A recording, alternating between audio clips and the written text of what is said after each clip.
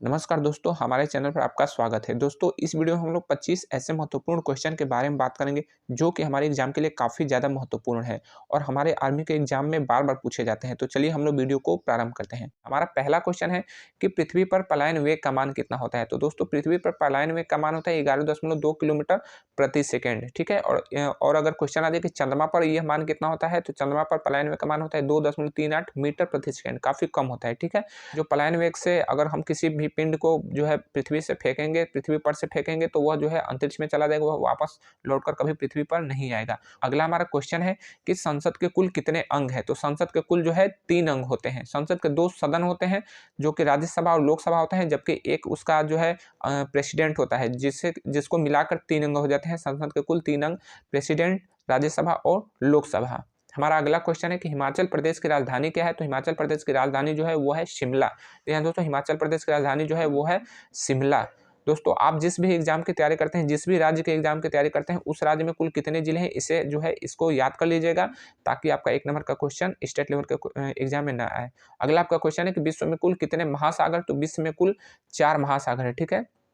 विश्व में कुल 4 महासागर है और सबसे बड़ा महासागर कौन है? तो वह है हिंद महासागर, उसके बाद प्रशांत महासागर, आर्कटिक महासागर और अटलांटिक महासागर। जी हाँ दोस्तों, जो आर्कटिक महासागर है और अटलांटिक महासागर है, प्रशांत महासागर और हिंद महासागर, ये विश्व के कुल 4 महासागर है। जबकि विश्व में कुल कितने महाद्वीप है? तो वह है 7 महाद्वीप। अगला हमारा प्रश्न है कि सूर्य का तापमान किस यंत्र द्वारा नापा जाता है? तो वह है पायरोमीटर। जी हाँ दोस्तों, पायरोमीटर द्वारा जो है सूर्य का तापमान को मापा जाता है।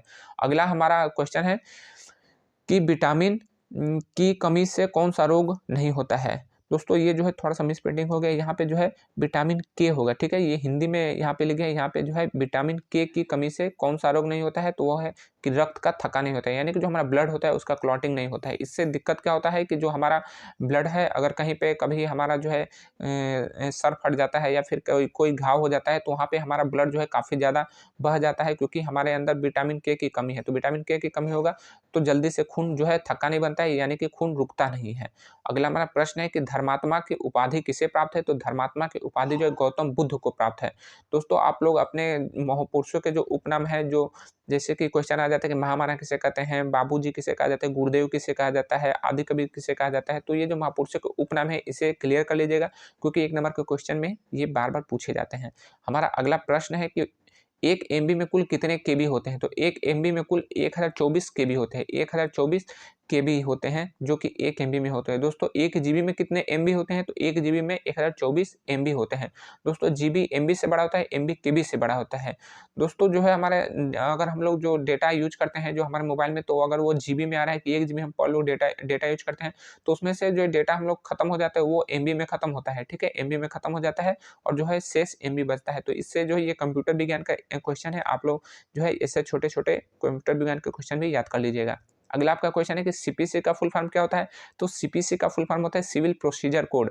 दोस्तों, ये आपके लॉ से संबंधित क्वेश्चन है कि सीपीसी का फुल फॉर्म क्या होता है? तो होता है सिविल प्रोसीजर कोड, जिसको हिंदी में हम लोग कहते हैं सामान्य प्रक्रिया संहिता। एक फुल फॉर्म होता है सीआरपीसी का फुल फॉर्म पूछता है। सीआरपीसी का फुल फॉर्म क्या होता है? तो होता है क्रिमिनल प्रोसीजर कोड, यानी कि आपराधिक प्रक्रिया संहिता। तो दोस्तों, ये जो है वो प्रक्रिया है, ये प्रक्रिया है। अगर आप पे जो है आपराधिक मामले हैं या फिर फौजदारी या फिर आप एक सिविल मामले हैं, तो आपका मामला किस तरह से प्रक्रिया किस प्रोसेस के अंतर्गत चलेगा, तो ये सिविल प्रोसीजर कोड यानी कि सीपीसी और सीआरपीसी के अंतर्गत ही होता है। दोस्तों, ये भारत में 1860 के आसपास में लागू किया गया था, जो कि काफ़ी रद्दी और बेकार ये सब प्रक्रिया है। इसी वजह से भारत में जो है न्याय नहीं मिल पाता है लोगों को, काफ़ी लेट लटीफी होती है और केवल तारीख पे तारीख मिलता है। आप लोग जो है 1 नंबर का क्वेश्चन जो है याद कर लीजिएगा, फुल फॉर्म, क्योंकि फुल फॉर्म काफ़ी ज़्यादा पूछे जाते हैं। हमारे जो आर्मी के एग्जाम हो या फिर किसी भी एग्जाम हो, पुलिस के एग्जाम हो, इसमें कई बार जो है 1 नंबर के क्वेश्चन फुल फॉर्म की तरह पूछे जाते हैं। अगला आपका क्वेश्चन है कि मरुभूमि किसे कहते हैं? मरुभूमि का मतलब कि सूखा भूमि। सूखा भूमि किसे कहते हैं? तो वो होता है राजस्थान। जी हाँ दोस्तों, हमारा जो राजस्थान राज्य है, यहाँ पे काफ़ी ज़्यादा जो है बालू है, यानी कि वहाँ पे मरुस्थल है, इसीलिए इसे मरुभूमि कहा जाता है। अगला आपका क्वेश्चन है कि कार सेवकों पर गोली कब चलाई गई?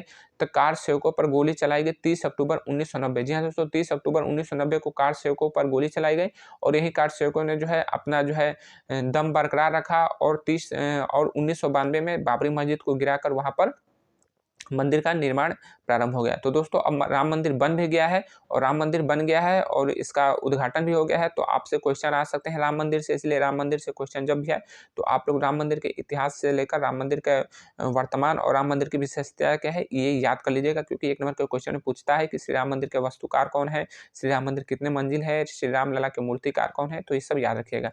अगला आपका क्वेश्चन है कि उल्टा नाम जपत जग जाना वाल्मीकि भय ब्रह्म समाना, इसमें जग शब्द का क्या अर्थ होता है? तो ये आपका हिंदी का क्वेश्चन है, और इसमें जो है ये रामचरितमानस का चौपाई है। तो अब इसी तरह से क्वेश्चन पूछे जा रहे हैं। इसमें जग शब्द का क्या अर्थ होता है? तो जग शब्द का अर्थ होता है दुनिया, दुनिया या फिर संसार, ठीक है। तो उल्टा नाम जपत जग जाना वाल्मीकि भय ब्रह्म समाना। दोस्तों ये बहुत ही बेहतरीन चौपाई है। इसमें ये समझाया गया कि अगर व्यक्ति परिश्रम करे, अगर व्यक्ति जो है बिल्कुल अभ्यास करने लगे, तो अभ्यास से जो है उसकी जो कमी है वो दूर हो जाती है, और जिस क्षेत्र में व्यक्ति अभ्यास कर रहा है उसमें वो निपुण हो जाता है। तो प्रारंभ में जो वाल्मीकि जी थे वो चोर डाकू थे, तो उनको राम शब्द नहीं आ रहा था, मारा मारा शब्द, मारो मारो शब्द याद आता था। लेकिन फिर धीरे धीरे इन्होंने इसमें अभ्यास किया और इन्होंने पूरे रामायण को ही लिख डाला। तो ये जो है हमें अभ्यास जरूर करना चाहिए। अभ्यास करने से हमारी जो दिक्कतें हैं, जो तकलीफें हैं, जिसमें हमारी कमजोरी है, अगर आप लोग मैथमेटिक्स में कमजोर है तो अभ्यास कीजिए, आपका मैथमेटिक्स दूर हो जाएगा, आपका मैथमेटिक्स जो है क्लियर हो जाएगा। अगर आपको जिस विषय में भी कमजोर है उसे अभ्यास कीजिए, उस पर परिश्रम कीजिए, आप जो है उसमें निपुण बन जाएंगे। अगला आपका क्वेश्चन है कि बीडीसी किसका चुनाव करते हैं? तो दोस्तों ये हमारा राजनीति विज्ञान से क्वेश्चन है। बीडीसी बिल्कुल जो है निचले लेवल का ये चुनाव होता है। बीडीसी का फुल फॉर्म होता है ब्लॉक डेवलपमेंट काउंसिल, और हिंदी में इन्हें कहा जाता है क्षेत्र पंचायत के सदस्य। तो हमने जो बीडीसी का चुनाव देते हैं, हम लोग वोट करते हैं, तो बीडीसी अपने में से ब्लॉक प्रमुख का चुनाव करते हैं। ब्लॉक प्रमुख का चुनाव बीडीसी के अंदर से ही होता है। हम लोग जो ब्लॉक प्रमुख का चुनाव नहीं करते हैं, बीडीसी के लोग ही इसके चुनाव करते हैं। तो बीडीसी का फुल फॉर्म होता है क्षेत्र पंचायत सदस्य, बीडीसी का फुल फॉर्म होता है। दोस्तों हमारे चैनल पे जाएंगे तो इनका कितना वेतन मिलता है, कितना भत्ता और अन्य सुविधाएं मिलते हैं, इसे जान लीजिएगा, क्योंकि आप लोग चुनाव तो करते हैं, आप लोग वोट तो करते हैं, लेकिन बीडीसी क्या होता है इसके बारे में जानकारी नहीं होती, इसीलिए आपका वोट जो है गलत जगह चला जाता है।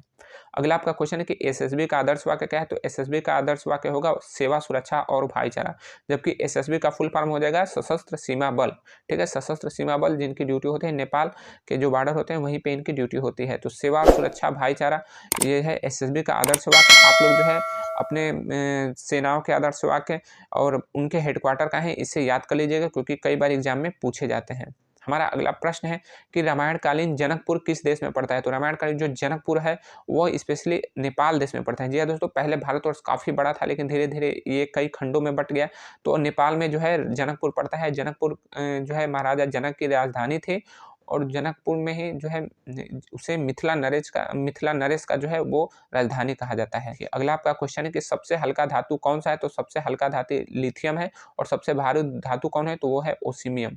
दोस्तों अगला आपका क्वेश्चन है कि थल सेना का पूर्वी कमान कहाँ है? तो थल सेना का पूर्वी कमान जो है कोलकाता है। क्वेश्चन आ जाए कि एयरफोर्स का पूर्वी कमान कहाँ है? तो वो हो जाएगा शिलोंग। दोस्तों भारतीय जो तीनों मिलिट्री हैं, यानी जो भारत की मिलिट्री में तीनों सेनाएं हैं, थल सेना, वायु सेना और जल सेना, इनके कुल 17 सैन्य कमांड है। 7 सैन्य कमांड है आर्मी के, 7 सैन्य कमांड है एयरफोर्स के, और 3 सैन्य कमांड है नेवी के, ठीक है। तो ये कुल कहाँ कहाँ पे है आप लोग हमारे इस वीडियो को देखकर जो है याद कर लीजिएगा, क्योंकि कई बार क्वेश्चन पूछता है। अगला आपका क्वेश्चन है कि दक्षिण रेलवे का मुख्यालय कहाँ है? तो दक्षिण रेलवे का मुख्यालय जो है वो है चेन्नई में, और उत्तर रेलवे का मुख्यालय कहाँ है? तो वो है नई दिल्ली में।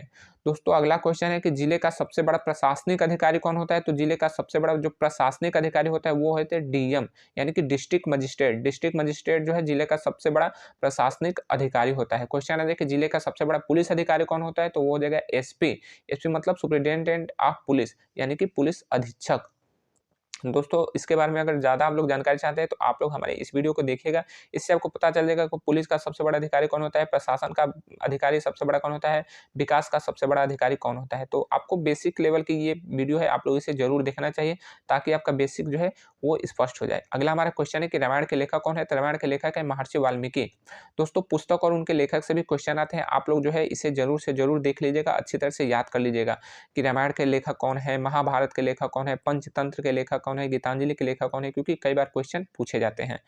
आपका अगला क्वेश्चन है कि शरीर का सामान्य ताप कितना होता है। शरीर का सामान्य ताप होता है 37 डिग्री सेल्सियस, जिसे फ़ारेनहाइट में अगर कन्वर्ट करते हैं हम लोग तो 98.6 फ़ारेनहाइट होता है। ये हमारे शरीर का नॉर्मल टेम्परेचर है। अगर हमारे शरीर का नॉर्मल टेम्परेचर इससे कम होता है या फिर ज़्यादा होता है तो हमें बुखार का सामना करना पड़ता है और काफ़ी हमें कमजोरी महसूस होने लगती है। अगला आपका क्वेश्चन है कि भारत का सबसे निचला स्तर का चुनाव कौन सा है। तो भारत का सबसे निचला स्तर का चुनाव होता है ग्राम पंचायत सदस्य का, जिसे बहुत से लोग वार्ड मेंबर भी कहते हैं। तो वार्ड मेंबर का जो चुनाव होता है भारत का सबसे निचला चुनाव होता है, बहुत ही निचले स्तर का चुनाव होता है। इससे छोटा चुनाव भारत में किसी भी स्तर का नहीं होता है। तो ये भारत का सबसे निचला स्तर का चुनाव है ग्राम पंचायत स्तर, ग्राम पंचायत सदस्य का चुनाव। अगर इसमें हम लोग चुनाव प्रक्रिया को ठीक कर देते हैं, अगर यहीं से अच्छे चुनाव होने लगते हैं तो फिर हमें अच्छे नेता प्राप्त हो गए और भारत फिर से सोने की चिड़िया बन जाएगी। तो दोस्तों आप लोग हमारे इस वीडियो को जरूर देखिएगा, ताकि जो है भारत को हम लोग फिर से विश्वगुरु बना सकें। हमारी जो बेरोजगारी की समस्या है, भ्रष्टाचार की समस्या है, शिक्षा की समस्या है, गरीबी की समस्या है, सारी की सारी समस्या जो है इसी वीडियो से दूर हो जाएगी, क्योंकि भारत में चुनाव प्रक्रिया बहुत ही बेकार चुनाव प्रक्रिया है। अगला हमारा क्वेश्चन है कि गेटवे ऑफ इंडिया कहाँ है। तो गेटवे ऑफ इंडिया जो है मुंबई में है। क्वेश्चन आ जाए कि इंडिया गेट कहाँ है, तो वो है नई दिल्ली में। अगला आपका क्वेश्चन है कि जिस राज्य में शिक्षा का सम्मान नहीं किया जाता उस राज्य का विनाश होना स्वाभाविक है। यह किसका कथन है। तो यह आचार्य चाणक्य का कथन है। दोस्तों जिस राज्य में जो है शिक्षा का सम्मान नहीं होता है, जिस राज्य में शिक्षा का कदर नहीं होता है, उस राज्य का विनाश होना बिल्कुल और बिल्कुल स्वाभाविक है। इसीलिए हमें शिक्षा का बिल्कुल सम्मान करना चाहिए और हमें शिक्षित भी बनना चाहिए। दोस्तों कथन और नारे से भी 1 नंबर के क्वेश्चन पूछे जाते हैं, इसीलिए आप लोग इसे जरूर से जरूर याद कर लीजिएगा। हमारा अगला क्वेश्चन है कि लाफिंग गैस का रासायनिक नाम क्या है। तो लाफिंग गैस का जो रासायनिक नाम है वो है नाइट्रस ऑक्साइड। जी हाँ दोस्तों, नाइट्रस ऑक्साइड लाफिंग गैस का रासायनिक नाम है। ये गैस लगा लेने से जो व्यक्ति जो है इसको यूज कर लेता है तो वो बिल्कुल हंसने लगता है, इसलिए इसे N2 यानी कि नाइट्रिक ऑक्साइड को लाफिंग गैस भी कहा जाता है। दोस्तों हमारा अगला क्वेश्चन है कि कर्क रेखा किस गोलार्ध में है। तो कर्क रेखा जो है उत्तरी गोलार्ध में है। अगला हमारा क्वेश्चन है कि वायुसेना दिवस कब मनाया जाता है। तो ये 8 अक्टूबर को मनाया जाता है। अगर क्वेश्चन आ जाए कि थल सेना दिवस कब मनाया जाता है, तो वो 15 जनवरी को मनाया जाता है। और जल सेना दिवस कब मनाया जाता है, तो वो 4 दिसंबर को मनाया जाता है। तो ये इसका सूत्र है, ये इसका फार्मूला है, आप लोग इस ट्रिक को याद कर लीजिएगा। पहला जो है थल सेना दिवस, दूसरा जो है वायु सेना दिवस और तीसरा जो है जल सेना दिवस। पहला जनवरी में, दूसरा जो है अक्टूबर में और चौथा दिसंबर में। ये क्रम वाइज है, तो आप लोग इसे याद कर लेंगे तो आपका कन्फ्यूजन दूर हो जाएगा। मैंने भी इस ट्रिक से ही इनको याद किया है। दोस्तों आप लोग जो है प्रमुख राष्ट्र दिवस को भी याद कर लीजिएगा, क्योंकि कई बार क्वेश्चन जो है इससे आते हैं कि पंचायत दिवस कब मनाया जाता है, थल सेना दिवस कब मनाया जाता है, शहीद दिवस कब मनाया जाता है। दोस्तों आपका अगला क्वेश्चन है कि थल सेना का जनरल जो है वह जल सेना के किस अधिकारी के समकक्ष होता है। तो दोस्तों आप लोग इस वीडियो को जरूर से जरूर देख लीजिएगा, ताकि आपका इस तरह का क्वेश्चन आए तो बिल्कुल भी वो छूटे ना और आपका 1 नंबर बिल्कुल छूटे ना, क्योंकि 1 नंबर के क्वेश्चन में बिल्कुल और बिल्कुल ये जो है इस तरह से क्वेश्चन पूछे जाते हैं। और आपका ये बेसिक चीज़ है, बेसिक क्वेश्चन है कि तीनों सेनाओं के समकक्ष पद जो है आपको याद होना चाहिए। तो दोस्तों थल सेना का सबसे बड़ा अधिकारी होता है, वो होता है आपका जनरल। तो इसमें क्वेश्चन है कि जल सेना के किस अधिकारी के समकक्ष होगा, यानी कि जल सेना का सबसे बड़ा अधिकारी कौन होगा, तो वो होता है आपका एडमिरल। तो थल सेना का जनरल जो है वो एडमिरल के समकक्ष होगा, तो इसका आंसर हो जाएगा एडमिरल। दोस्तों आपका क्वेश्चन जो है 30 वो क्लियर हो गए। आपका अगला क्वेश्चन जो है वो आप हमें कमेंट में बताइएगा कि सबसे ज़्यादा जिले भारत के किस राज्य में है। तो मिलेंगे अगले वीडियो में, तब तक के लिए जय हिंद।